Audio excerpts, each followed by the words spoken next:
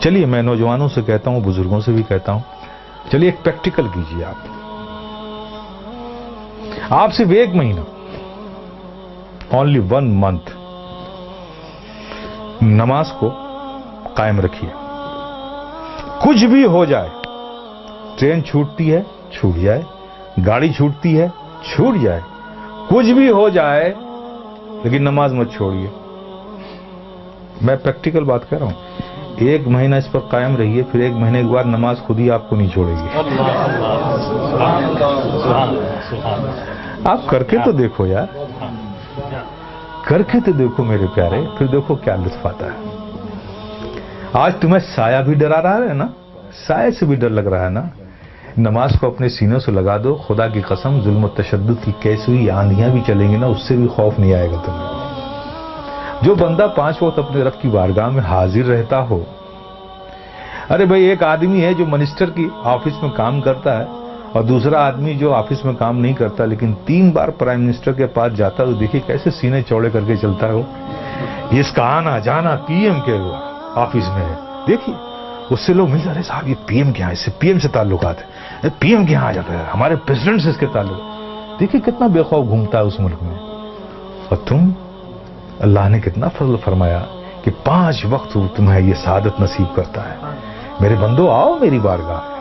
جب تم کھڑے ہوتے ہو تو میں تمہیں دیکھتا ہوں، تمہاری عبادت. اور ایسی حالت میں کھڑے ہوتے ہو، ایسی حالت میں کھڑے ہوتے ہو، چونکہ میں دیکھوں گا نا تو میں جسے دیکھوں اس کی حالت بھی تو ویسی ہو.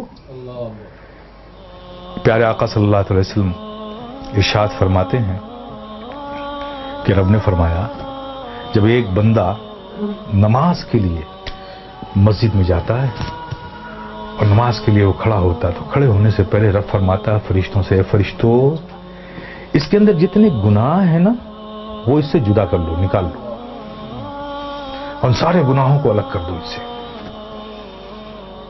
فرشتے اس کے سارے گناہ نکال لیتے ہیں. اب بتائیے، سارے گناہ نکل گئے اور آپ نماز میں کھڑے ہو گئے، اللہ اکبر، اور رب کی توجہ آپ پر، رب آپ کو دیکھ رہا ہے، آپ اس کی عبادت میں کھڑے، گناہوں سے خالی ہو گئے. آپ سوچئے اب نماز ادا کر رہے ہیں صدق دل سے، میاں انہماک کے ساتھ، رب کے ذکر میں، اس کی یادوں میں مستغرق ہو کے آپ جو بھی دعا مانگو، گناہ الگ کر لیے گئے، عبادت میں ہو، رب کی بارگاہ میں ہو، دعا قبول نہ ہو. لیکن دیکھیے ہماری مادیت کا اثر دیکھیے کہ وہاں بھی ہمارا ذہن بھٹکتا رہتا ہے. آپ سمجھ رہے ہو نا. پھر اس کے بعد کیا ہوتا ہے، جب وہ بندہ نماز سے فارغ ہوتا ہے، کتنی بڑی نعمت ہے آپ سوچو. نماز سے فارغ ہوتا ہے، فرشتے پوچھتے ہیں، مولا وہ جو نماز سے پڑھنے سے پہلے اس کے گناہ الگ کیے تھے، وہ جو سب رکھے ہوئے ہیں الگ اس سے، یہ نماز سے فارغ ہو گیا، اب اس کا کیا کروں، اب اس کا کیا کروں. تو رب فرماتا ہے، جب تم نے الگ کر لیا ہے تو الگ ہی رہنے دو.